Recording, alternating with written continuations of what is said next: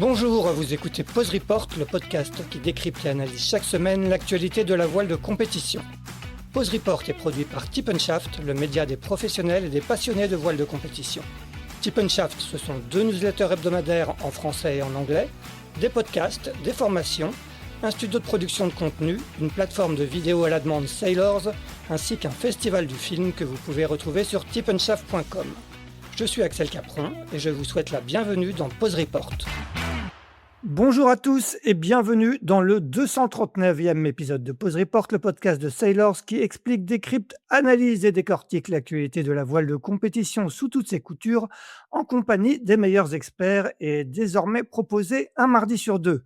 Nous sommes le lundi 12 janvier, il est 18h30 et je vous souhaite à toutes et à tous une très bonne année 2026 ainsi qu'à notre invité du jour, Alexis Loison, qui est du côté d'Incidence à Lorient. Salut Alexis. Salut Axel et bonne année à tous. Un Alexis Loison qui aura marqué l'année 2025 de son empreinte puisqu'il a remporté en juin le Tour de Bretagne en Figaro 3 avec Corentin Aurault, en juillet le Fastnet Overall avec Jean-Pierre Kelbert, en septembre la solitaire du Figaro Paprec pour sa 19e participation. Et pour finir en beauté, le dernier jour de l'année, le 31 décembre, la Sydney Hobart, là encore overall, c'est-à-dire en temps compensé, toutes classes confondues. Sacrée année 2025 pour toi, Alexis. On va revenir avec toi en détail sur cette 80e édition de la Sydney Hobart et sur cette belle victoire. Comment déjà s'est passé le retour en France après ces quelques jours en été du côté de l'Australie? Ça n'a pas été trop brutal? Il a été un peu douloureux, à peine sorti de l'avion, il neigeait à Paris et puis après je suis arrivé en Bretagne et il s'est mis à neiger en Bretagne et bon, puis avec un petit décalage horaire, bien puissant, mais voilà, c'est le jeu et par contre, je suis revenu avec des souvenirs gravés à jamais et puis surtout, bah, une grosse fierté d'avoir mis mon nom sur ce trophée, australien. Bon, et ben justement, on va revenir en détail avec toi sur cette 80e édition de la Sydney Hobart. C'était déjà ta 6e participation, pas sûr qu'il y ait énormément de Français à avoir couru cette course si souvent. Comment ça s'explique? Tu as un tropisme particulier pour cette Sydney Hobart? Écoute, non, c'est des opportunités, des invitations, voilà, ma 1re participation, c'était il y a 10 ans avec, un certain, Géry Transo, bien connu, des courses, de ce genre.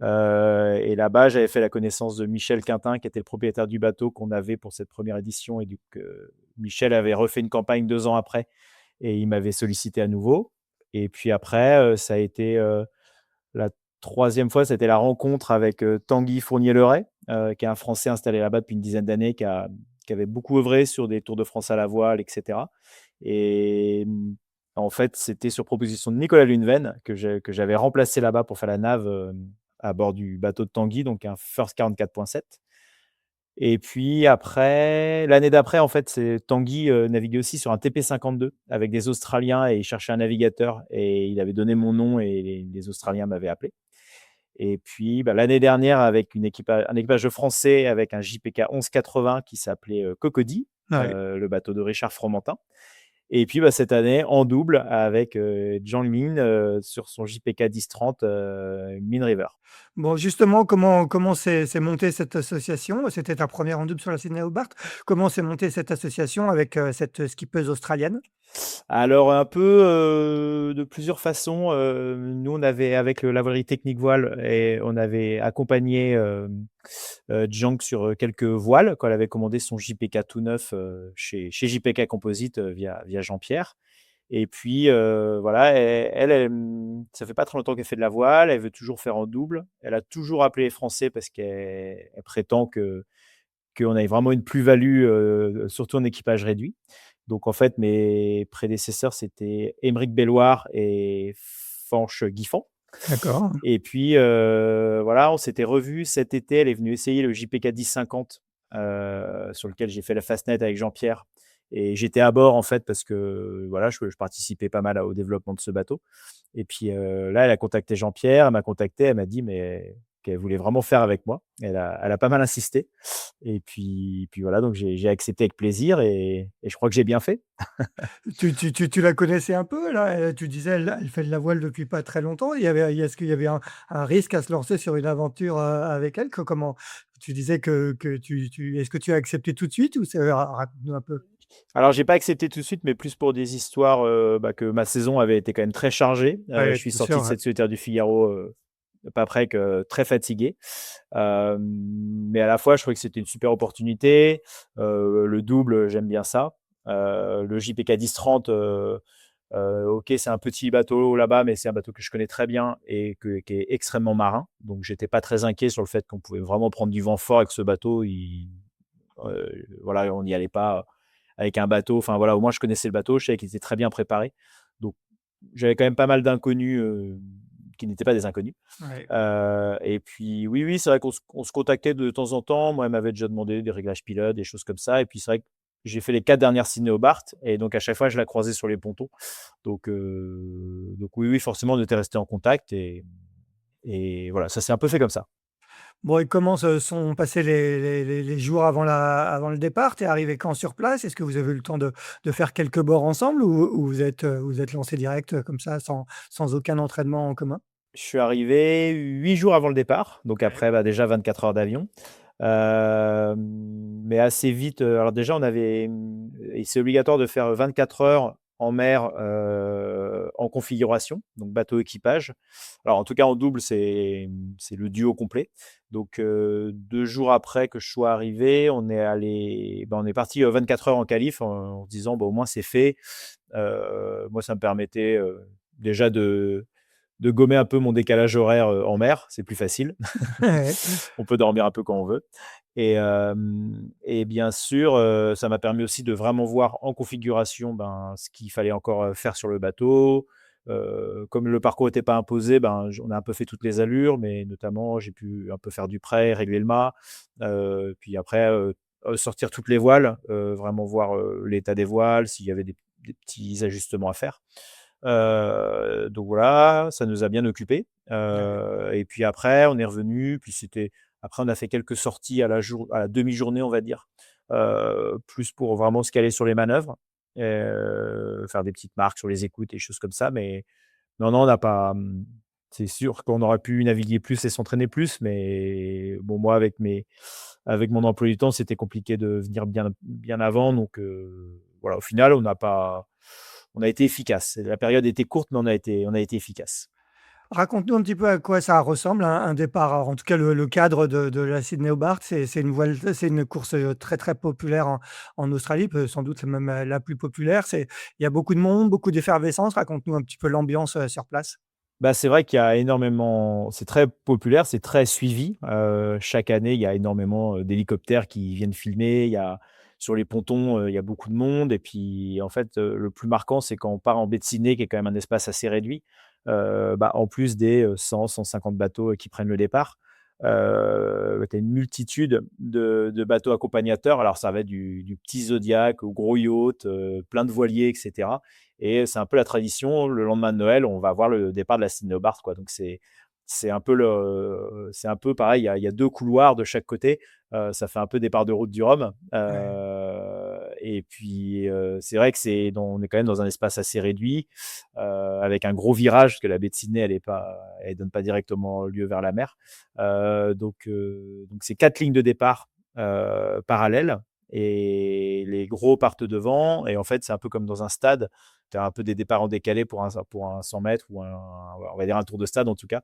Et où en fait, du coup, les gros ont un plus grand tour de baie à faire, ce qui fait que tout le D'accord, monde a ouais. la même distance, quoi. Donc en fait, et ça évite les embouteillages. Ça évite de se faire rouler dessus par les 100 pieds, genre Comanche ou, ou Wild Oats, parce que là, ce serait vraiment dans l'espace proposé, ce serait vraiment très, très chaud, quoi. Ouais, ouais. Comment vous étiez préparé d'un point de vue, météo? Et comment vous étiez répartis? Est-ce qu'il y avait une répartition des rôles précises à bord du bateau? J'imagine qu'avec ton expérience, John Ming attendait pas mal de choses, de toi là-dessus? Ouais, ouais, c'est sûr que j'avais vraiment complètement la main sur la stratégie et la météo. Alors c'est vrai que moi j'aime bien, après chaque régate, que ce soit un Fastnet, une Middle Sea ou une Cinebart, ben, prendre des notes. Donc à chaque fois, je relis mes notes, souvent dans l'avion, pour me remettre un peu dans le contexte. Ensuite, on recevait un peu avant le départ un bulletin d'un Australien qui donne un peu à toute la flotte, mais qui donne un peu les tendances.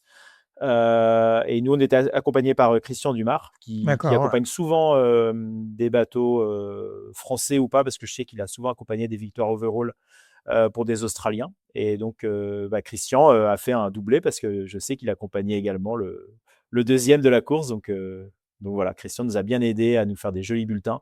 Et voilà, et plus moi, mon expérience, mes routages. Voilà, on était bien équipés. Et justement, quel était alors un peu le scénario météo qui vous attendait sur cette Sydney-Hobart? C'était quoi un peu les grandes tendances? Bah, c'est vrai qu'avant le départ, voilà, nous, on visait la catégorie double, Ouais, mais c'est vrai que l'overall, dépend beaucoup de la météo parce qu'il y a un bien tel sûr. écart entre, un bateau comme le nôtre ou Comanche, c'est sûr qu'on va pas rencontrer la même météo, surtout que la météo change très souvent et très rapidement en Australie. Et là, c'est vrai que plus les jours arrivaient, plus je me disais: «Tiens, c'est pas des conditions pour les gros ratings, ils vont faire beaucoup de près, ils vont avoir une zone de pétole un peu plus grande que nous». Et nous, c'est vrai qu'on revenait avec du vent portant, le long de la Tasmanie, du vent assez fort et ce qu'ils n'ont jamais eu, les gros ratings.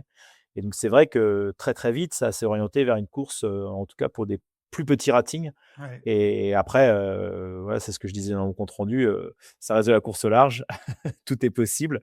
Et puis, il y avait beaucoup de petits ratings, en fait. C'est vrai qu'on déjà, mais ça voilà, ça sentait bon pour nous pour faire une perf en overall. Et ce qui est assez rare, en fait, c'est quand même souvent des bateaux très rapides qui gagnent, entre le TP52 et le maxi, quoi. Mais c'est rare que ce soit des bateaux plus petits.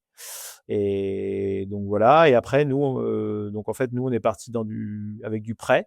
Avant de attends juste, excuse-moi de te couper, juste avant Vas-y.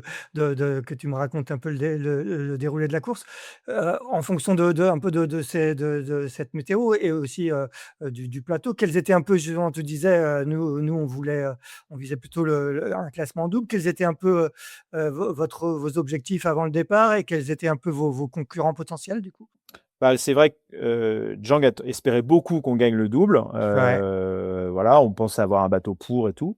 Après, moi, j'avais repéré 2 bateaux qui me faisaient particulièrement peur. Donc le premier, c'était un bateau qui s'appelle Mistral, qui était co-skippé par, donc, c'est le bateau, le propriétaire du bateau, c'est Rupert Henry, qui est un ouais, oui. Australien, mais qu'on connaît bien parce qu'il vient souvent faire du classe 40, en France. Il est aussi propriétaire d'un plan Lombard, qui est basé en France. Et qui avait gagné je crois l'année dernière avec, Corentin Douguet si je me Et en trompe fait, il a pas? gagné les 3 dernières années même. Et Ouais, effectivement, il avait gagné les 3 dernières éditions en double. Et je me demande s'il n'a pas fait à chaque fois aussi dans les 10 en overall. Donc à chaque ouais. fois, une belle prestation aussi en overall. Donc lui, ouais, ouais, puis c'est un super bateau qui peut être très, très rapide.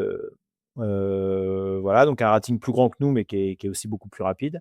Et après, l'autre bateau qui me faisait particulièrement peur, c'est BNC Léon, qui est Ouais. le JPK 1080 de Michel Quintin, avec qui j'avais fait mes 2 premières Sydney Hobart. Parce que moi, je les connais très, très bien. Et ça fait 5 ans qu'ils s'entraînent en double à faire mais toutes les régates de Nouvelle-Calédonie en double. Et donc, j'avais vu le bateau avant le départ, j'avais trouvé vraiment super bien préparé. Et puis, ouais, ouais, et puis je sais qu'un JPK 1080, c'est un super bateau aussi. Donc, vraiment, eux, je les sentais bien et je les voyais bien motivés et tout. Donc c'était vraiment ces 2 bateaux-là, à la fois parce que je les connaissais, parce que pareil, sur Mistral, Rupert n'était pas tout seul, il était quand même accompagné de Pablo Santurce, qui est un Ah oui, Espagnol que tout le monde s'arrache. que tout le monde s'arrache en classe 40, Notamment, voilà, donc ça n'aidait pas ça n'aidait pas à me réjouir de ça, mais donc voilà, c'était. Après, en plus, il y avait pas mal de bateaux, genre des J99, des Sunfast 3300, enfin des bateaux qui peuvent, selon les conditions météo, être assez redoutables. Mais c'était des gens que je connaissais moins, donc c'est pas pour ça qu'il fallait pas se méfier, mais voilà, je les connaissais moins. Revenons maintenant sur le détail de la course, donc départ, dans ce stade, nautique de Sydney, et départ au près. Je crois que vous avez eu des conditions quand même assez engagées dans les premières heures. Raconte-nous un petit peu comment se passe le début? Ouais, c'est ça. Donc, Alors pour le coup, comme on avait du vent un peu de sud-sud-ouest, donc assez exceptionnellement, on est parti au portant, juste dans la baie, Ouais. mais on a fait 2 milles de portant. Mais c'était assez chaud parce que, bah, voilà, c'est un départ sous spi, il y avait potentiellement peut-être des empannages, donc un peu compliqué, mais au final, ça s'est bien passé pour nous. Et puis par contre, dès qu'on a mis, on va dire, le nez dehors, bah, là, on est tout de suite été cueillis par 20-25 nœuds, de la mer assez formée. Il y a pas mal de courant en Australie, en fait. Donc, ça lève vite une mer assez formée. Et puis, donc, on a été un peu cueillis à froid, mais on s'en est bien sortis.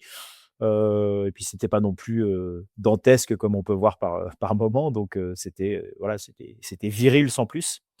Et puis, donc, par contre, on a fait 2 jours de près comme ça. Et le deuxième jour, enfin, ouais, en début de soirée, là, c'est vraiment rentré assez fort. Il y avait 30-35 nœuds, un bon 4 mètres de vague. Ça déferlait par endroits. C'était voilà, c'était pas agréable. On savait que ça n'allait pas durer longtemps, mais c'était quand même une dizaine d'heures dans du vent copieux. C'est pas des conditions très agréables dans tous les cas, mais bon, nous, on avait, comme je répète, le bateau est hyper marin et passait très bien dans la mer. Donc on s'en est bien sorti, ouais. Mais on a vu cette deuxième nuit-là, il y a eu une vingtaine d'abandons quand même. Ouais. Ouais, ça a un peu sélectionné la flotte, ouais. Et justement, comment vous étiez organisé à bord?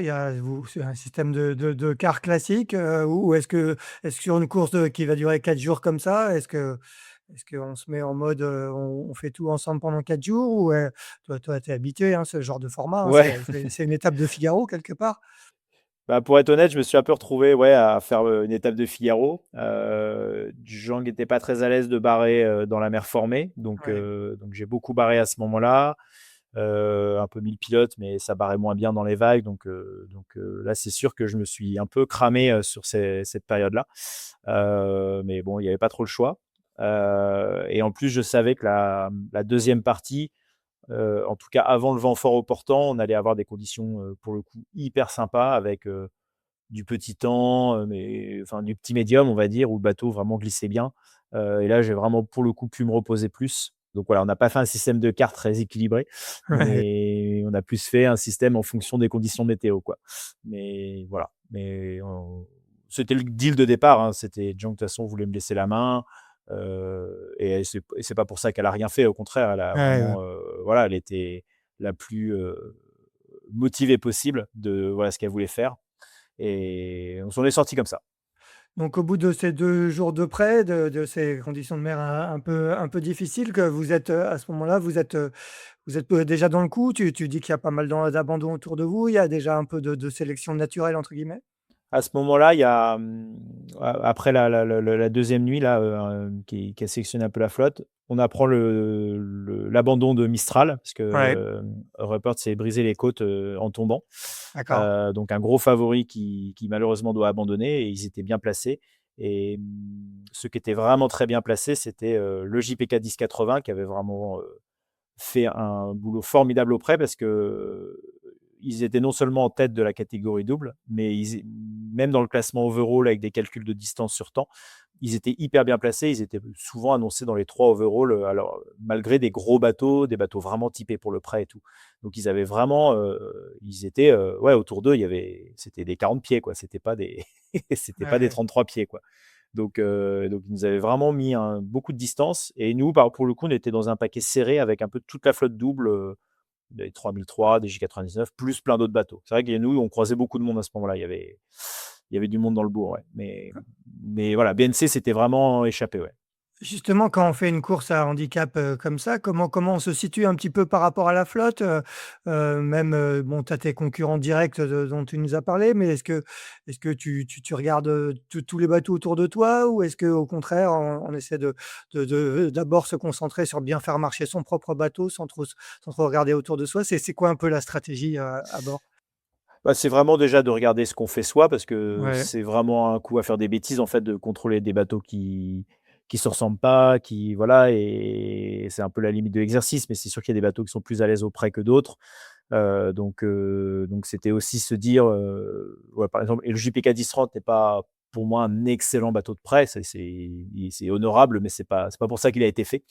Donc l'idée déjà, c'était de sortir sans encombre de ces 2 jours de prêt dans du vent, et puis de pouvoir attaquer la suite, qui pour le coup ressemblait vraiment à des conditions parfaites pour un JPK 10-30. Donc, euh, donc c'est pour ça, mais non, l'idée c'était vraiment déjà de se concentrer sur sa course, et puis plus de regarder les autres bateaux comme des indicateurs, quoi, de météo, de choses comme ça. Mais Ouais, voilà, il n'y a pas d'histoire de contrôle ou de choses comme ça, vraiment pas. et on fait pas de speed test par rapport aux copains d'à côté, quoi. Non, non, c'est ça, non, non, C'est effectivement, c'est pas du effectivement. Figaro, quoi. Non, non, j'appelle ça des indicateurs, mais c'est pas, voilà, c'est pas des références. Ouais. Donc et après, il y a cette, période de transition dont tu parlais, pendant laquelle tu as pu te reposer, et le vent fort après, qu'il est arrivé à partir de quand? Raconte-moi un peu comment s'est déroulée la suite de la course? Le vent fort est vraiment arrivé la dernière nuit, alors c'était au portant. Ouais, C'était 25-30 nœuds, et les dernières heures avant d'arriver à l'entrée de la baie de Hobart, il y avait des claques à 32, 33 peut-être.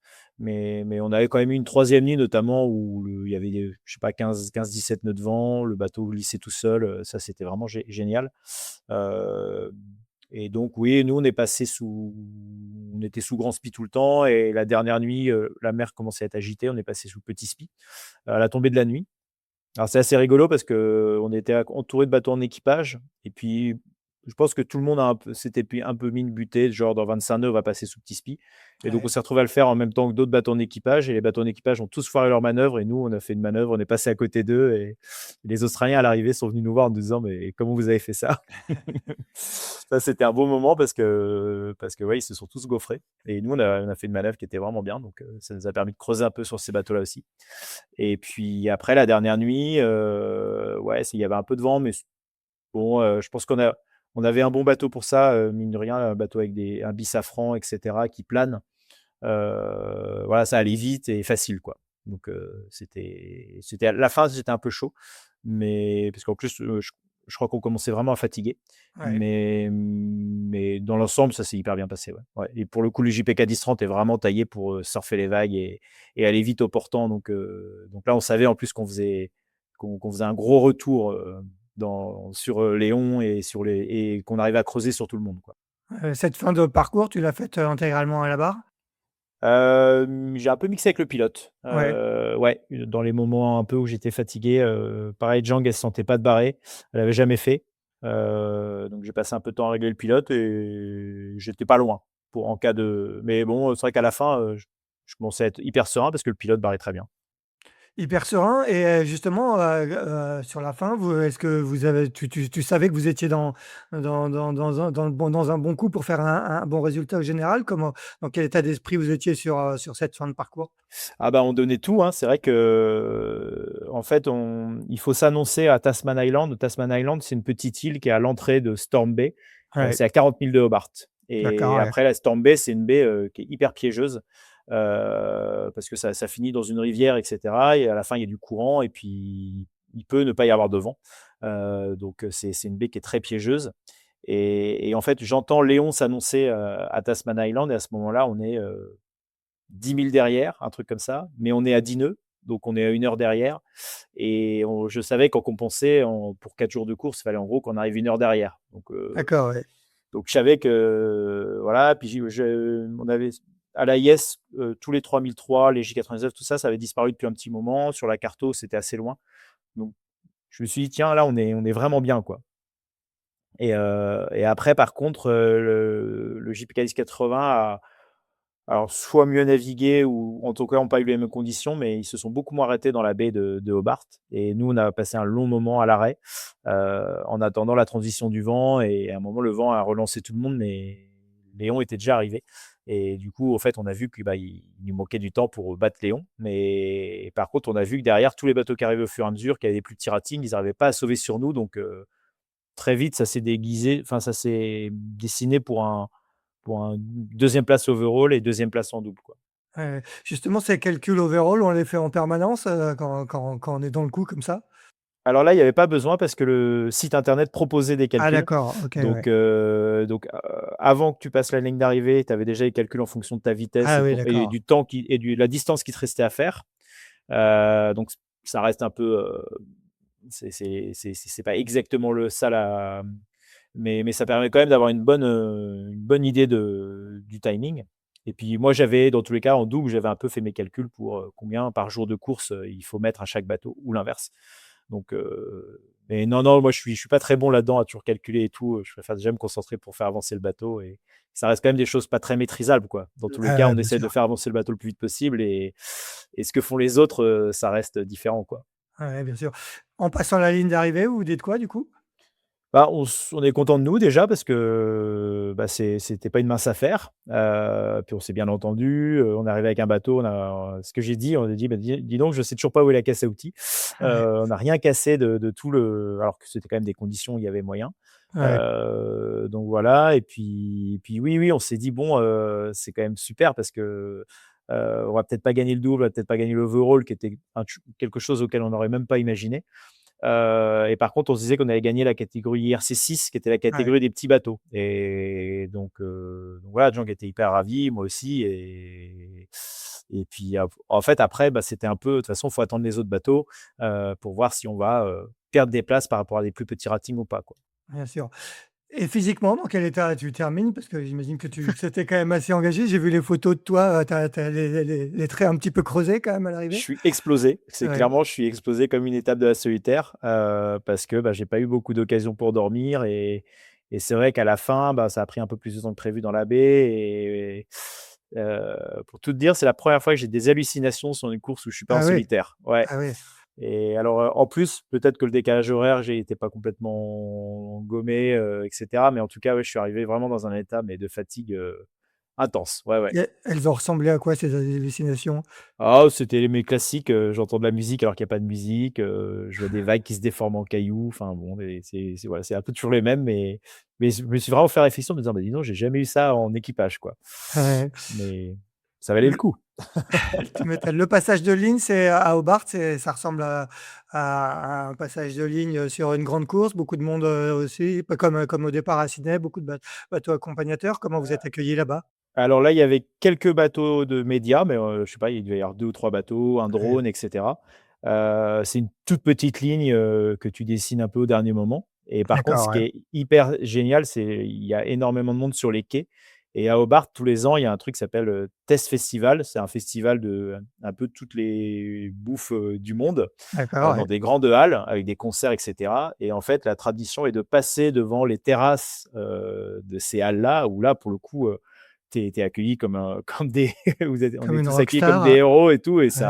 ça crie dans tous les sens, tout le monde se lève, tout le monde se met sur les tables, enfin, c'est impressionnant et ça donne, maintenant je commence à être habitué, mais les premières fois, ça donnait vraiment des frissons et c'est un moment très, très sympa et je sais qu'à chaque fois que j'ai fait des ciné-bars avec des gens qui savaient pas, je disais rien jusqu'à la fin Ah et oui, ouais. notamment avec Cocody l'année dernière, j'avais rien dit à personne et j'aurais dit: «Vous allez voir, il y a une petite surprise à l'arrivée» et ils avaient adoré, ouais. Ouais. Donc vous n'avez pas gagné tout de suite, hein, vous étiez Non. deuxième overall, deuxième en double et donc vainqueur en IRC6 quand vous coupez, la ligne derrière, l'équipage, néo-calédonien pardon, de Michel Quintin dont tu parlais, qui était lui aussi en double, donc composé de Michel Quintin et Yann Rigal, on va aussi le citer.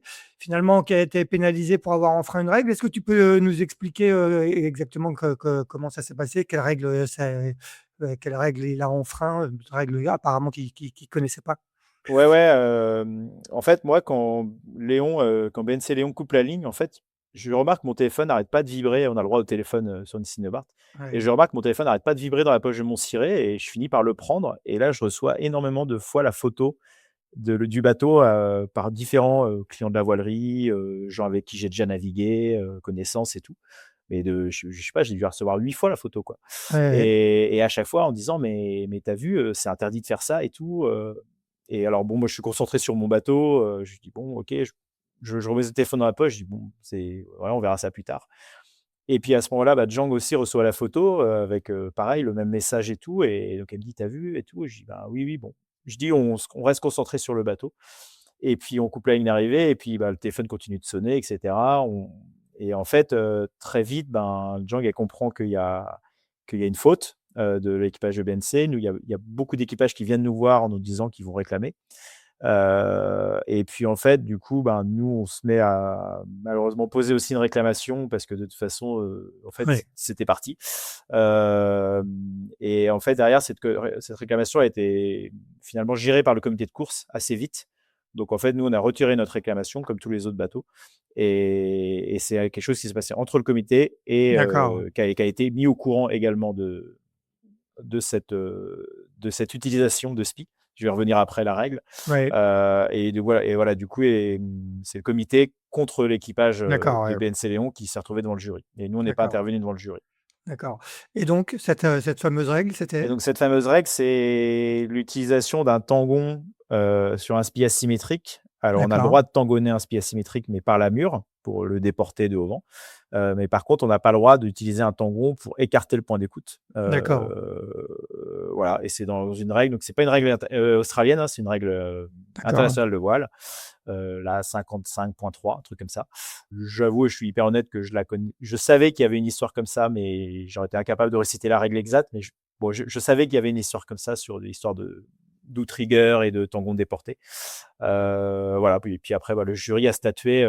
Ça, c'est pas ma partie. En fait, c'est vraiment la décision du jury.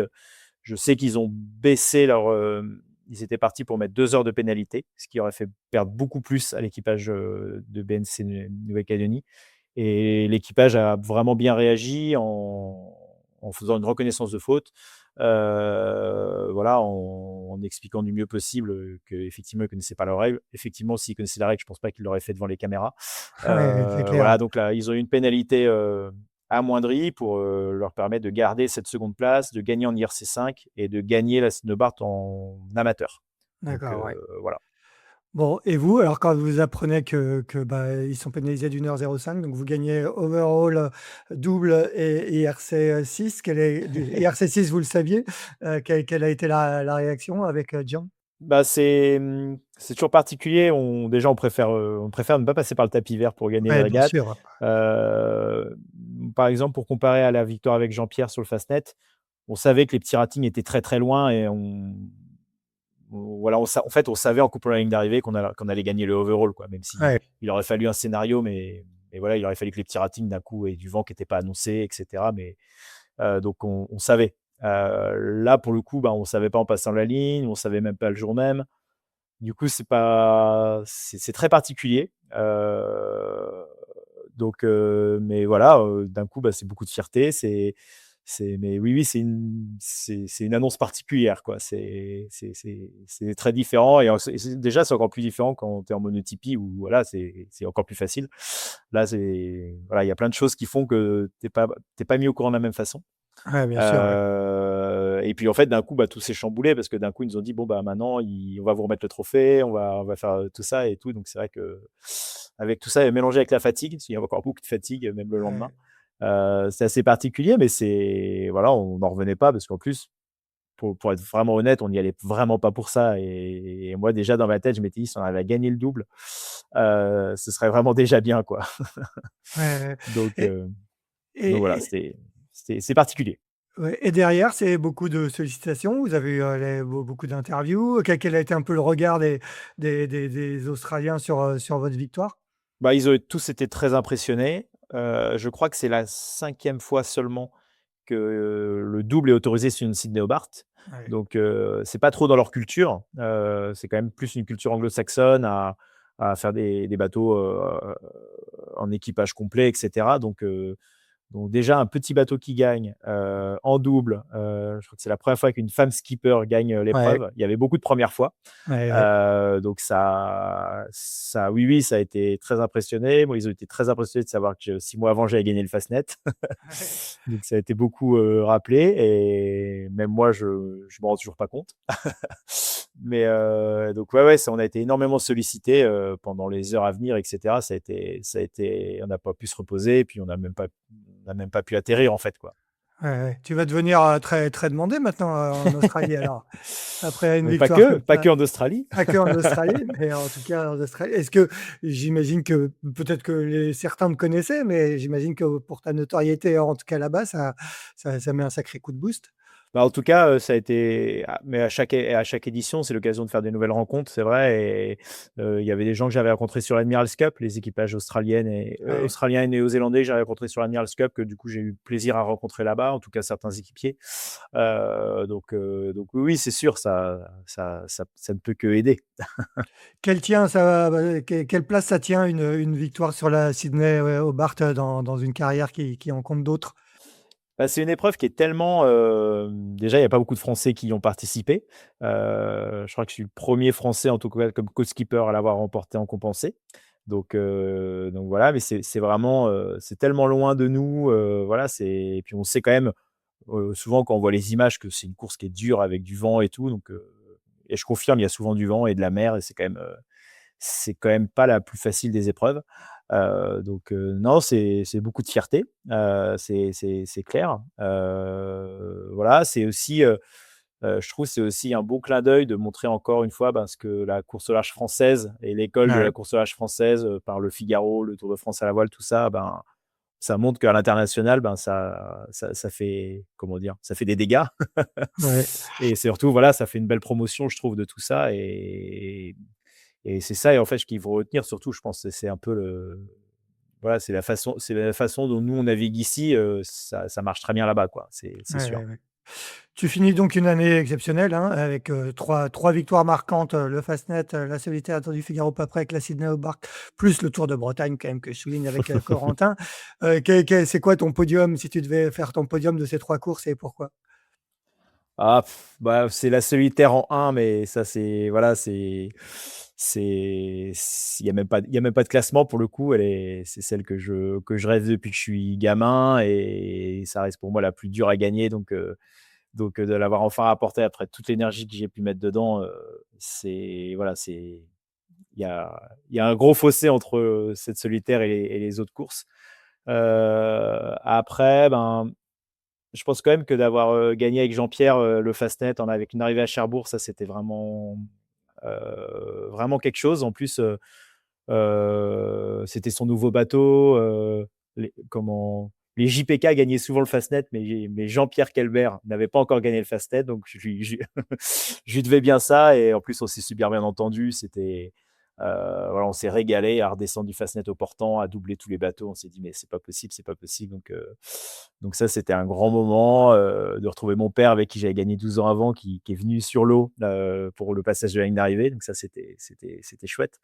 Et puis oui, oui, bah, après la Sydney Hobart, c'est sûr que j'espérais bien un jour, l'accrocher à mon palmarès. La Sydney Hobart, il y a 10 ans, il y a le trophée du meilleur navigateur et c'est un espèce de sextant, magnifique qui est dans une petite boîte en verre et il y Ouais. a 10 ans, on avait fait 2e overall avec Géry et je m'étais dit: «Ah, ce trophée-là, il me plaît bien d'avoir un trophée qui met en avant on va dire le meilleur navigateur, le meilleur Ouais. stratégiste et je m'étais dit: «Ah, celui-là, il me plaît bien, il faudrait qu'un jour quand même que j'arrive à l'avoir» et donc dès que j'ai été appelé pour, la remise de ce trophée-là, j'étais vraiment content, ouais. Et tu l'as ramené à la maison? Ah ouais, celui-là, il est chez moi, ouais. Ouais, ouais, ouais.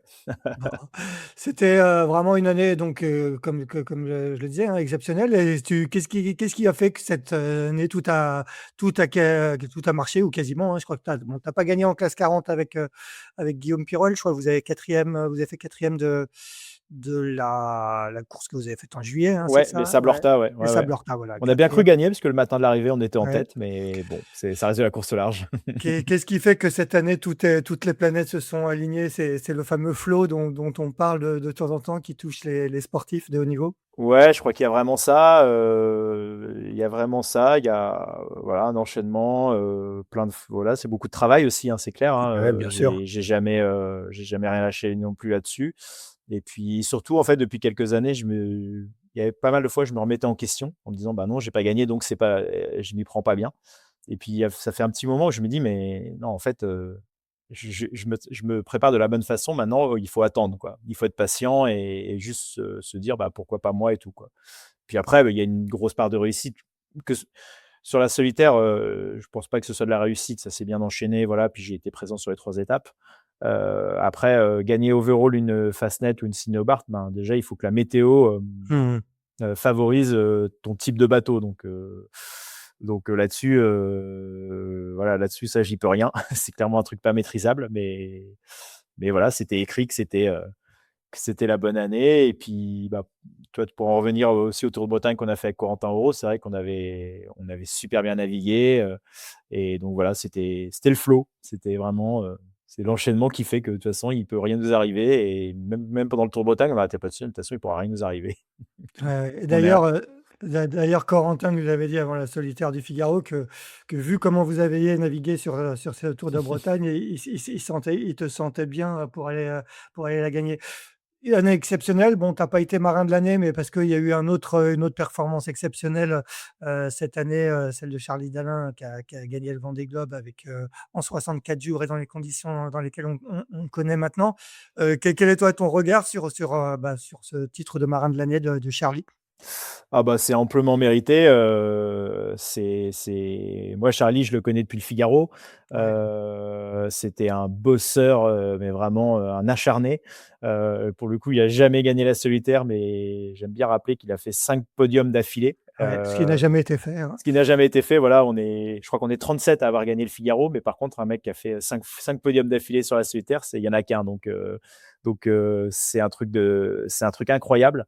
Et puis, pour toute l'histoire le Vendée Globe d'il y a 4 ans, voilà, non, c'est amplement mérité. Et je suis complètement admiratif de sa performance. Moi, j'ai suivi à fond ce Vendée Globe là, et je me disais, mais quel rythme, c'est impressionnant. Voilà, c'est entièrement mérité. Il n'y a aucun problème là-dessus. Place maintenant à 2026. En janvier, c'est traditionnellement la reprise du Figaro. J'imagine que ça s'est fait, sans toi ou ça se fait sans toi? Ou est-ce qu'il y a un peu de Figaro quand même, un peu, histoire d'aller se dégourdir les jambes? Il y aura un petit peu de Figaro, il n'y aura pas de Figaro en solitaire. Ouais, Après, moi, je suis Incidence, donc je m'occupe de pas mal de dossiers, mais notamment, je suis responsable des Figaro. Donc, on a des voiles tests qui vont être présentés là la semaine prochaine, à partir de la semaine prochaine aux coureurs. Donc, je vais être beaucoup dans le Zodiac aussi, sur les Figaro de mes anciens concurrents, pour montrer voilà, un peu notre, notre panoplie de voiles. Et puis, normalement, je vais faire le trophée BPGO, qui est une course en double. d'accord, Mais ouais, je laisserai le skipper l'annoncer. annoncé. Mais je suis très content de faire avec lui, en tout cas. Bon, Mais par contre, non, il n'y aura pas de solitaire du Figaro, mais alors c'est plus trop un secret. voilà, On va dire, les modalités sont. Je vais pas tout révéler, mais normalement, je serai au départ d'une grande course en solitaire en novembre prochain en classe 40. voilà, la route du Rhum, destination Guadeloupe, C'est ça. justement avec un bateau neuf, je crois, qui est en cours de Ouais, construction voilà, ouais, ouais, ouais. du côté du Verdon-sur-Mer, si je ne me trompe pas. Exactement, on peut rien te cacher. Est-ce que peux nous en dire un petit peu plus, et pourquoi tu te lances sur, tu connais déjà le CAC 40, hein, on disait tout à l'heure que tu avais, navigué, déjà avec Guillaume Pirouel et d'autres. Pourquoi le CAC 40? Pourquoi la route du Rhum? Alors classe 40, c'est vrai que j'avais mis, on va dire, un pied dedans, Ouais, mais jamais avec mon propre projet. Par contre, c'est des bateaux fabuleux, une classe très dynamique avec, on voit, il y a un petit mixte. Les bateaux sont pas identiques, mais quand même pas loin. On voit vite que c'est quand même les marins qui font la différence. Donc ça me plaisait beaucoup. Et puis, la route du Rhum, voilà, je me dis, mais quand même, de ne pas faire la route du Rhum dans une carrière de marin, ce serait quand même un peu dommage. Donc, c'est que tous les 4 ans. C'est l'événement phare, en fait, hein. Il y a le Vendée Globe, il y a la route du Rhum. Donc, hyper content de prendre enfin le départ. C'est vrai que les dernières éditions où j'allais au départ et je restais sur le quai, ça commençait vraiment à me déranger. Donc là, je suis hyper content de faire partie des inscrits et en plus dans des conditions top, hein. C'est avec un bateau neuf, un bateau, en tout cas le dessin a l'air d'être performant. Donc j'ai vraiment hâte qu'il soit mis à l'eau et de pouvoir aller tirer mes premiers bords, faire mes premières régates, etc., quoi. le dessin, c'est celui du vainqueur de la Transat Café L'Or? c'est le dessin du bateau qui a fait 7 minutes derrière. D'accord, donc 7 minutes ah oui, c'est ça. C'est exactement ce que je voulais dire. C'est moi qui me suis trompé, qui était 2e de la Transat Café Ouais, Nord. voilà. Bon, on peut le dire, donc c'était un plan, lombard, hein, Lombard, c'était exactement. alors Ouais, ouais. la V3 du lift, C'est ça. qui a été, bien menée cette année par, Corentin Douguet. Quel va être, du coup le programme de ta saison là? Le bateau il sort de chantier quand et quelle va être un peu quelles vont être tes 1res courses? Le bateau va sortir en mai. L'objectif est d'être au départ de la Normandie Channel Race. Le départ doit être le 1er juin. D'accord, ouais. Donc autant dire que la période est très, très courte. Mais voilà, c'est vraiment l'objectif. Ensuite, mon idée d'aller faire le Tour d'Irlande en équipage, qui est une épreuve pas réservée qu'aux classes 40, mais je me dis que justement d'aller faire le Tour d'Irlande, en invitant des champions de classe 40 à bord pour comprendre un peu plus vite comment ce bateau marche, ce sera pas du temps de perdu. Et en plus, c'est une course que j'avais envie de faire depuis longtemps, Ouais. parce que je pense que c'est assez magnifique. Et ensuite, il y aura la Dream Cup qui sera une épreuve en solitaire avec un départ de la maison, donc à Cherbourg, À pour une Cherbourg. arrivée à l'autre maison à Lorient. Donc ça, Ouais, c'est très bien. exactement. Ça va me plaire beaucoup. Puis ça va être ma première course en solitaire sur le bateau. Qualificative Et pour qualificatif pour la ouais, route du Rhum, ouais. effectivement. Après, voilà, je pense une grosse période d'entraînement encore et puis il sera temps d'aller rejoindre, les bassins de Saint-Malo pour le départ de cette route du Rhum, destination Guadeloupe. Avec, comme tu le disais, une sacrée concurrence, hein. On a l'impression quand on regarde le plateau de cette classe 40, en tout cas ceux qui jouent le haut du tableau, c'est un peu, ceux que tu affrontais en Figaro il y a 5, 10 ans ou même plus récemment? Ouais, ouais, c'est sûr, il y a un sacré plateau, voilà, on va pas les citer, mais il y en a un autre qui a fait fort cette année, c'est quand même Guillaume Pirouel. Ouais, Et pour avoir ouais, navigué avec lui et le connaître par cœur, bah, je sais que lui, ça va être un très, très gros client. J'espère pour lui que dans quelques jours, il aura ouais. aussi son titre de co-détenteur du record du trophée Jules Verne. C'est tout ce que je lui souhaite. En tout cas, je suis la Carto à fond. Et puis après, bah, bien sûr, des Corentins, enfin, tout ça, ça va être, mais ça va être une super bagarre. C'est aussi ça qui m'anime beaucoup. Je préfère un bateau plus petit, mais avec vraiment une bagarre avec plein de bateaux qui se ressemblent, etc. Donc, je crois qu'on va être 50 sur le départ, 45 ou 50. Ça va vraiment être génial, quoi. En gros, la moitié de la flotte vont quasiment être des classes 40, peut-être. Donc, c'est quand même pas rien, quoi. C'est un projet qui est financé? Tu as des partenaires, pour t'accompagner? Ouais, je vais être accompagné par le groupe Réel, donc Ouais, mon d'accord, partenaire en donc Figaro qui ouais. qui qui était très content de suivre là-dessus. Voilà, donc non, ça va être un très beau projet, ouais. Ouais, j'ai vraiment hâte. Et sur plusieurs saisons ou tu fais juste pour l'instant Oui, oui, c'est la l'idée, ouais. Ouais, ouais, c'est l'idée. On n'a pas encore fixé de date butoir, d'accord. mais oui, oui, l'idée, ouais, c'est bien sûr, parce que c'est quand même, en plus, c'est un bateau tout neuf, donc qui normalement a une belle carrière devant lui. Et puis l'idée, ouais, c'est l'année d'après de repartir sur un cycle régate en double pour finir par une Transat Café L'Or, ouais.